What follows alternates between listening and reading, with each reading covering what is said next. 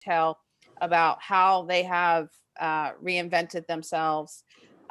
In Gail's case, more than once. And I know somewhat about Crystal's example. So we have Crystal Napier, who's the owner of Renee's Boutique, and she'll tell you all about that. And Gail South, who works for Edward Jones.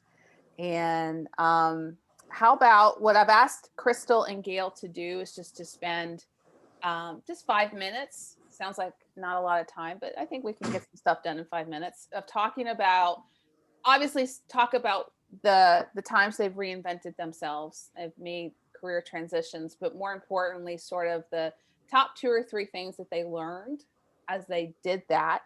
And then after that, I want to open it up in the time we have left, open it up to y'all's questions, y'all's comments, have some discussion. We can put questions in the chat box. Andrea and I will monitor the chat box, or you could just, we're a nice sized group today. So I think we're comfortable just sort of saying, hey, I'd like to say something. So, or ask a question or make a comment. So how about Crystal? Are you feeling comfortable going first? Sure. Here she is. Well, that's been a part of my evolution of being an entrepreneur, is being comfortable, being uncomfortable. Yes. And I started Renee's Boutique, which is clothing for the confident woman, in 2014, after I ended a career in banking of 10 years. I was actually laid off.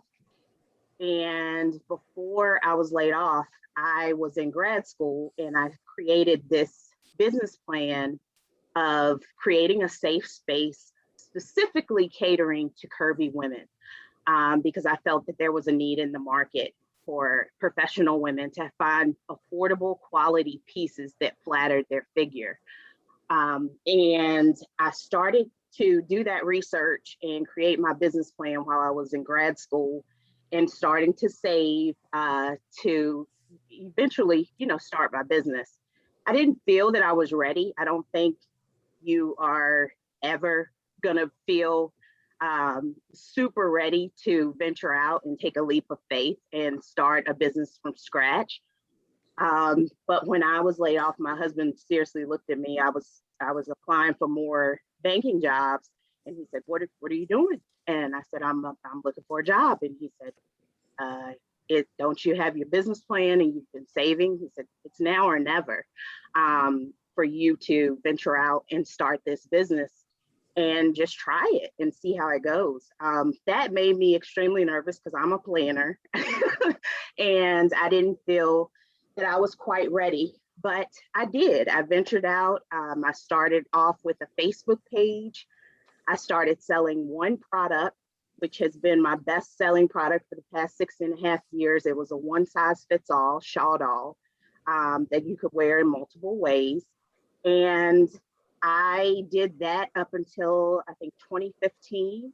And I ventured into creating a website, started the website, started to do a little bit of travel, doing vending shows. And then I moved to a storefront. I was actually subleasing in a space on Water Street for about a year. That came with challenges in itself that were out of my control. We were just talking about where do you see yourself in 5 years and how life can kind of throw some curveballs that you aren't expecting. And so I had to actually close the storefront. And I went to try to lease another space, which was in the Barracks Road area. And needless to say, there was challenges there too. So I decided to, hey, I'm gonna go mobile and take my show on the road. And that was a wonderful learning lesson for me because it allowed me to build up my confidence with my business because I was meeting people all over the East Coast. I would travel from Georgia, Atlanta, up to New York. I even did a show in Massachusetts before. And so I was meeting ladies in different areas and gaining my confidence that there was a need for what I was providing. So I continue to become very successful with the pop-up shops. And that was in 2017. That was literally the best year that my business had seen. And in 2018, I was anticipating another great year. I'm pivoting, I'm doing the mobile. And in February of 2018, my husband and I were in a very bad car accident. And my business came to a screeching halt. And during this car accident, I was also 6 weeks pregnant. So I had physical and emotional challenges that I had never experienced before, because I was typically a very healthy person, as well as my husband is a Marine Corps veteran, and his damage physically was worse than mine was, and he was a big part of helping my business with doing the mobile pop-up shops. So my business came to a screeching halt in 2018. Had to focus on delivering our healthy baby boy, Micah, my son. And he came about and just gave me a new lease on life. And just to know how fortunate I was that we were still here, we're still standing, which encouraged me to go back to my business plan, get back in the game. And I did. In 2019, I started back up. I opened my home to my regular clients. They were referring folks to me. I was doing styling sessions, and things seemed to be on the move. Well, 2020 came, and here comes COVID. And clothing sales came to a screeching halt again. So that made me go back to the drawing board once again. And I realized, okay, well, I have been a micro swam vendor for the past year. What can I really do with this certification that has just been sitting here? So I started to do more research about EVA, bids, and PPE. I was grateful that I was able to pivot, start selling some PPE to get me through that transitioning period. That actually opened up a different market for my business, because I was actually communicating with state and government agencies, which I never imagined to be in that role or even have that type of network. But it was really a learning experience of just to be versatile. And that also opened up, COVID opened up another skill of applying for grants. I had never did that before, and I was blessed to receive 2 grants last year that really helped out my business and allowed me to pivot even more to continuing to rebrand my business, as well as redo my website.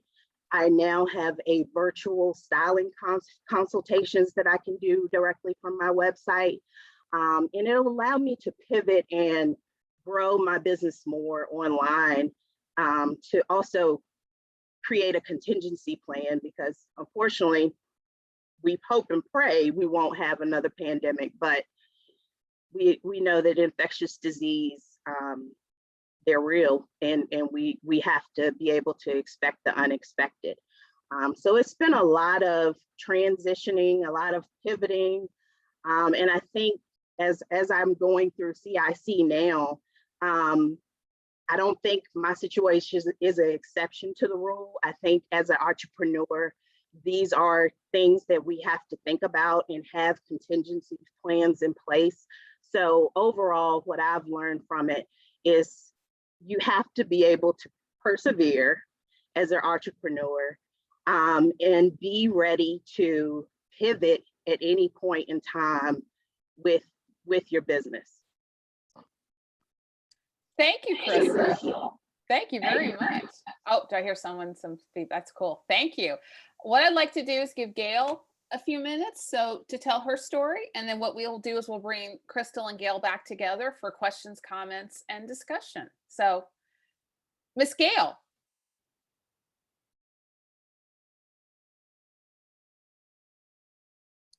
You there, Gail? I saw her. Did she leave us? There she is. I see you. Unmute yourself. There she is. There we go. Okay, sorry about that. So, so I had done a couple of career transitions. I was an account executive for a web printer for 15, 17 years. And I came to a point where I said, you know, this has been fun. It was challenging. It was fun. It was financially rewarding, but I really wanted to do something different. So I resigned and took my bike and went to France and several other places in Europe for a couple of months with a tent sleeping bag and enough stuff to live. And I bought food and I camped, and it was a phenomenal experience. And then I went back to college because I had been in sales and marketing for a number of years, and I wanted to do something different. And so I went to college and I did an MFA in creative writing. And for a number of years, I wrote and I also did a lot of nonprofit development work. So I worked with some nonprofits around town.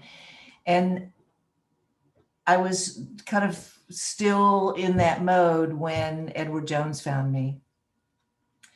And I had, worked with other financial advisors for my own investments, and I'd done a lot of my own investing.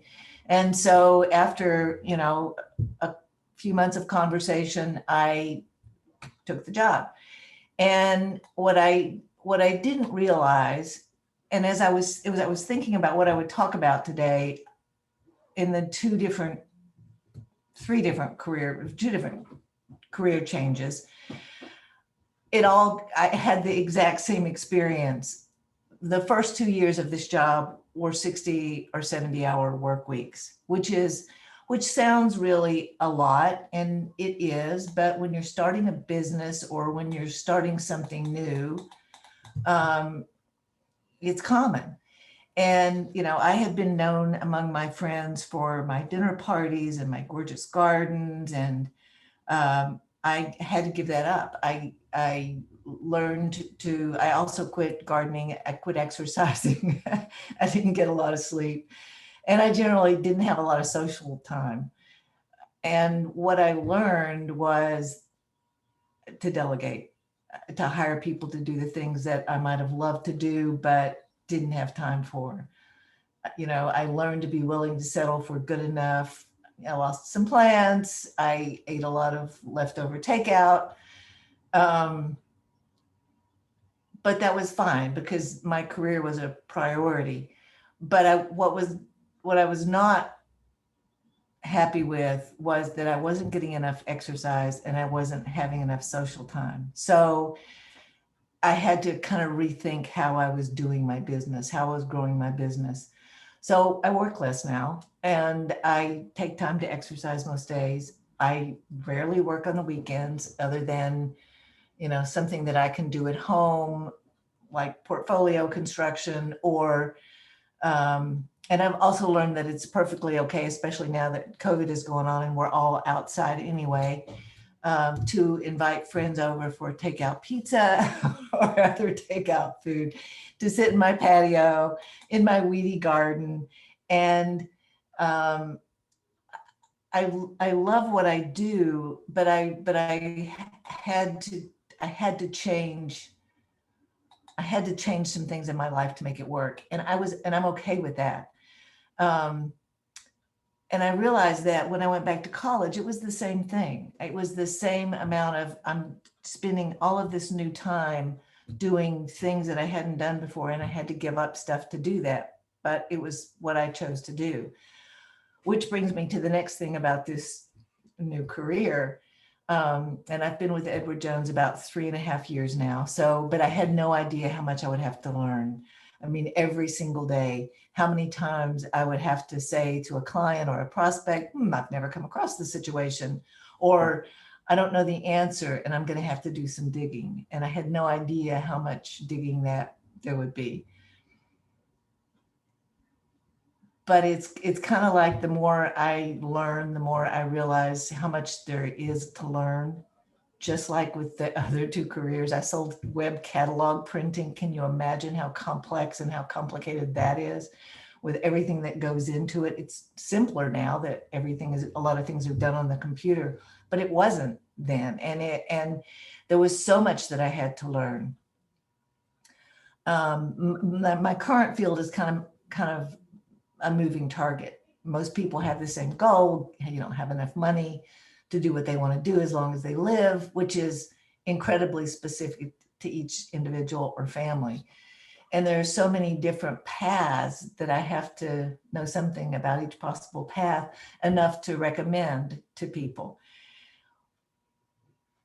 And this all goes back to time. It takes a lot of time. And the key for me to be happy and also be successful is to manage my time well, to stop working and go get some exercise and to get together with the people that I love at least a couple times a week. And also to really appreciate the learning process, to know that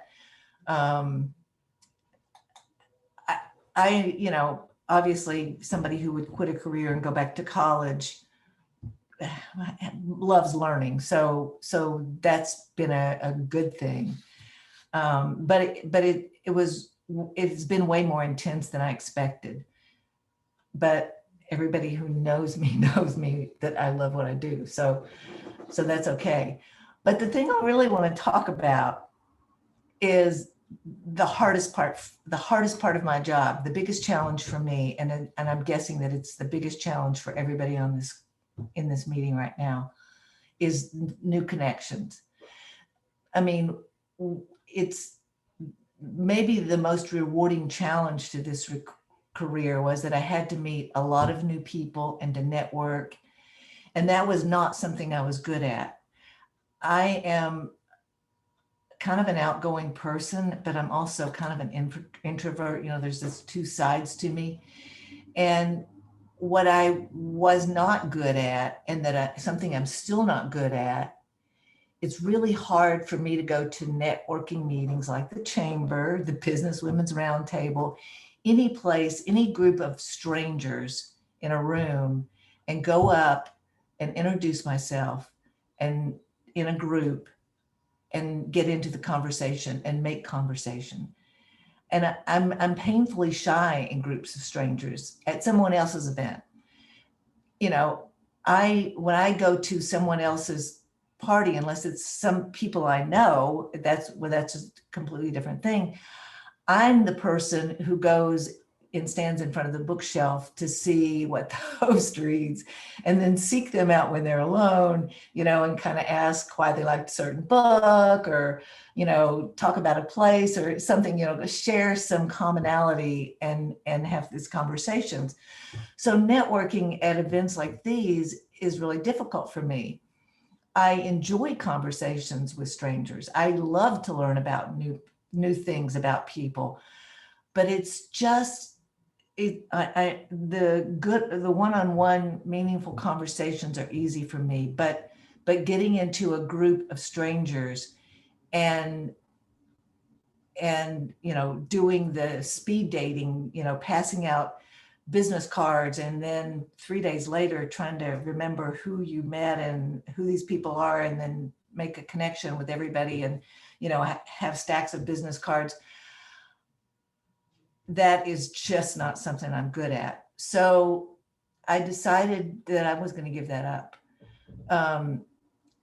I decided that if I'm really going to do my job well and create the career and the business that I want, that I needed to focus on my strength, which was for me to give up the networking Olympics and go to these meetings and find one person who is not occupied, and have a conversation And then, if it's an interesting conversation, then we talk more. And if we want to talk again, then we do.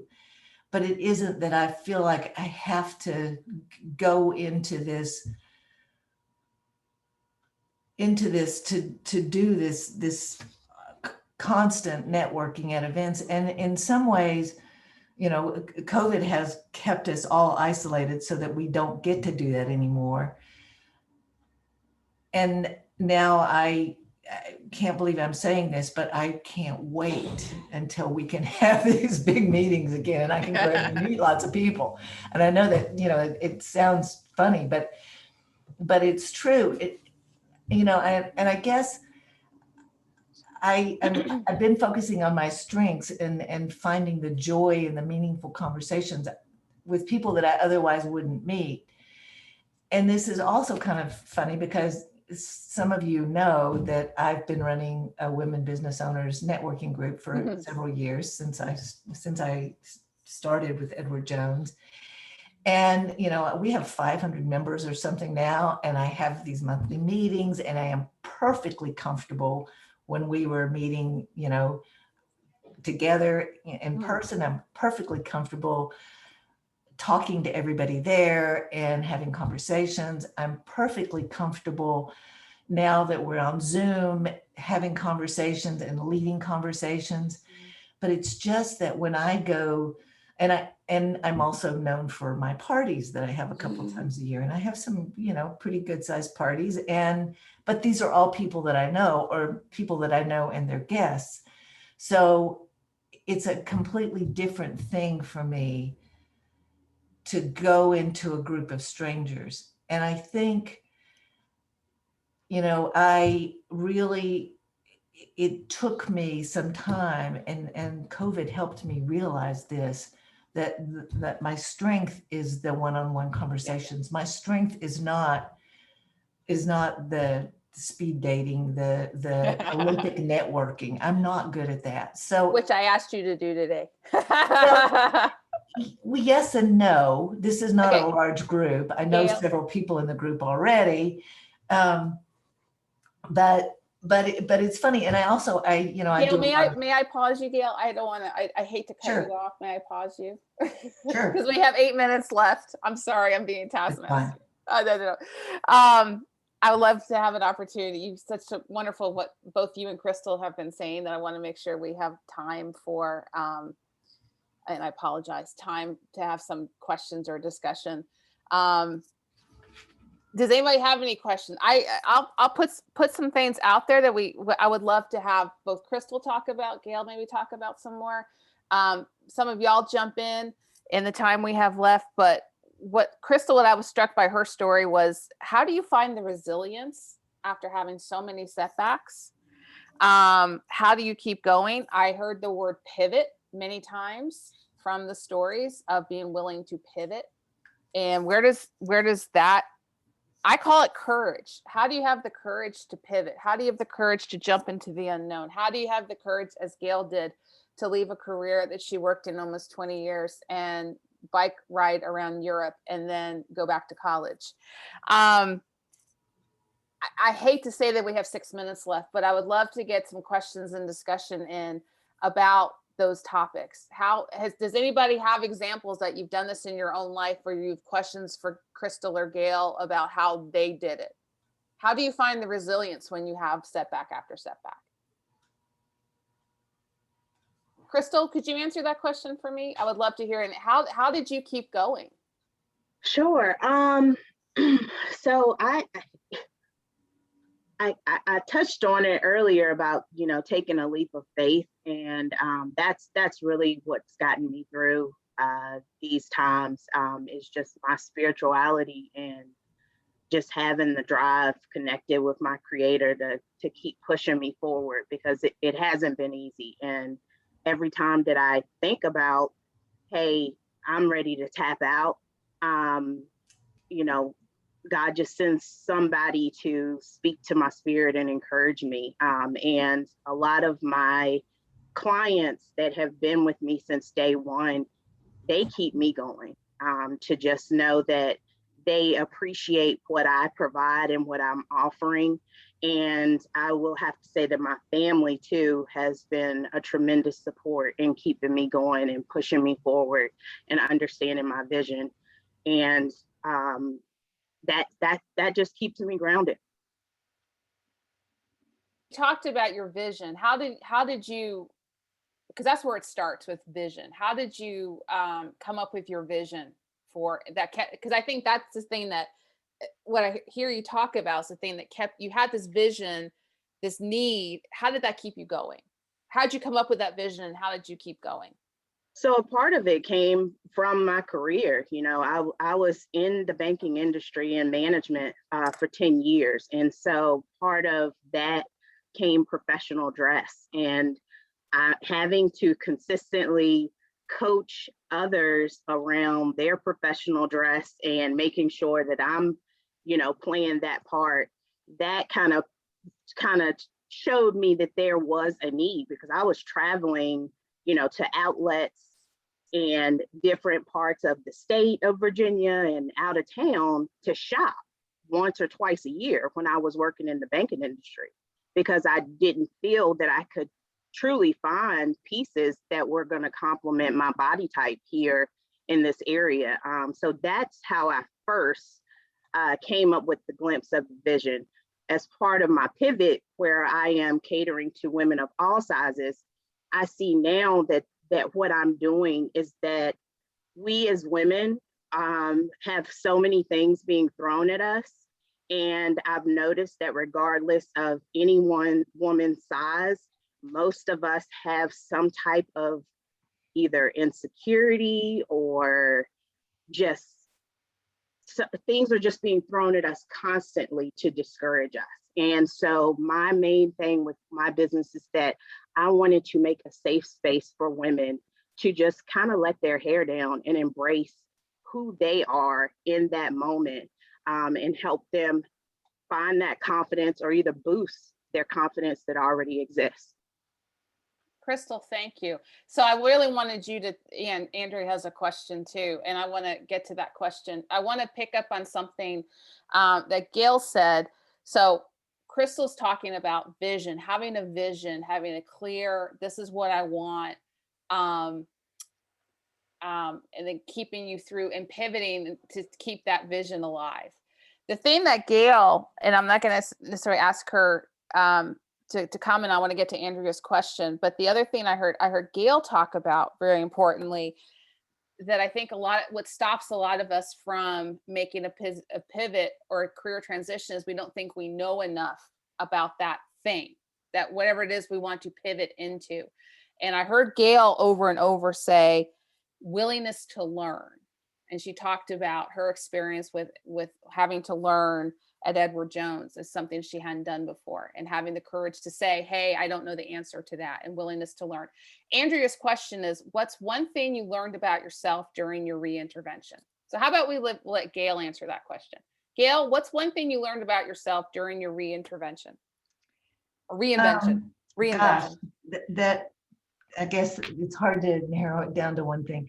I think that because I think the most important thing that I have learned is that, perseverance is really important.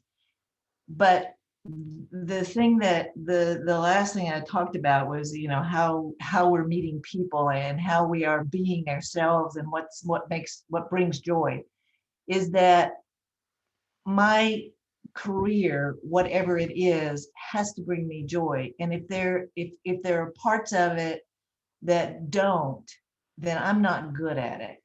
So if I can't do this job in a way that I'm not having fun, because it just is, I'm not bringing value to my client, I'm not bringing anything to myself. So I guess the thing I learned is like, okay, they tell me to do this. You know, the world tells me I have to do these things in order to build my business. And I'm like, but I don't like those things.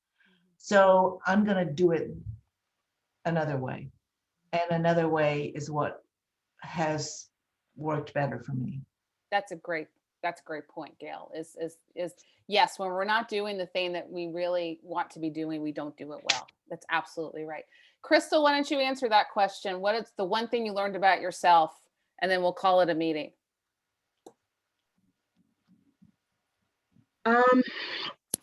Well, besides being tenacious, I would think the one thing I learned about myself during this reinvention is that that I don't have to have an answer for everything. I feel like folks feel when you are in a specific field that you have to be the expert on everything that you're promoting with your business. And I've been learning it being in business that it's okay to ask questions.